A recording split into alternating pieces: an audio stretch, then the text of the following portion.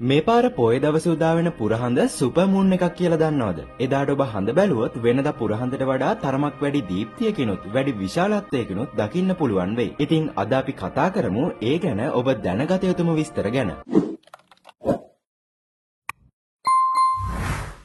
මුලින්ම අපි බලමු සුපර් මූන් එකක් කියන්නේ මොකක්ද කියලා. මෙහෙමයි. ඔයාලා හොඳින්ම දන්නවනේ පෘථිවිය වටා සඳ ගමන් කරන්නේ ඉලිප්සාකාර කක්ෂයක කියලා. ඉතින් මේ කක්ෂය ඇතුලේ පෘථිවිය තියෙන්නේ හරි මැද නෙවෙයි. මේ වගේ එක නාභියක. මේ නිසා පෘථිවිය වටා සඳ ගමන් කරද්දී එක කාලයක් එනවා සඳ පෘථිවියට ඉතා ආසන්නයෙන් ගමන් කරන. ඒ වගේම තවත් කාලයක් එනවා එය ඉතා දුරින් ගමන් කරන. ඉතින් චන්ද්‍රයා ගමන් කරන මේ ඉලිප්සය පෘථිවියට ආසන්නතම ලක්ෂයට කියනවා පෙරිජී කියලා. ඒ වගේම දුරස්ථම ලක්ෂයට කියනවා ඇපොජේ කියලා. ඉතින් සුපර් මූන් එකක් ඇති වෙන්නේ සඳ පුරපසළොස්වක කලාවක් සහිතව පෙරිජී. එහෙම නැත්නම් එහි කක්ෂය පෘථිවියට ආසන්නතම ලක්ෂයේ පිහිටන විට. ඒ වගේම තමයි ඕකේ අනිත් පැත්ත. හඳ දුරස්ථම ලක්ෂයේ. ඒ කියන්නේ ඇපොජේ වල පිහිටන විට අපි කියනවා එකට මයික්‍රෝ මූන් එකක් කියලා. ඉතින් මේ එන පොය දවසේ ඒ කියන්නේ ඔක්තෝබර් 6 වෙනිදා රාත්‍රී 11:53ට සඳ මේ පෙරිජී ලක්ෂය හරහා ගමන් කරනවා. එම අවස්ථාවේදී පෘථිවිය සහ සඳ අතර පරතරය කිලෝමීටර් 3,56,969 දක්වා අඩුවීම සිදුවෙනවා. ඒක කොච්චර අඩුවීමක්ද කියනවනම් ඒ දෙක අතර සාමාන්‍ය දුර පරතරය වන කිලෝමීටර් 3,84,400ට වඩා කිලෝමීටර් 28,231ක පමණ ආසන්න වීමක්. ඉතින් මේ නිසා එදාට චන්ද්‍රයා වෙනදට වඩා තරමක් විශාලවත් දීප්තිමත්වත් දර්ශනය වෙනවා. සාමාන්‍යයෙන් සුපර් මූන් අවස්ථාවක චන්ද්‍රයා මයික්‍රෝ මූන් අවස්ථාවක චන්ද්‍රයාට සාපේක්ෂව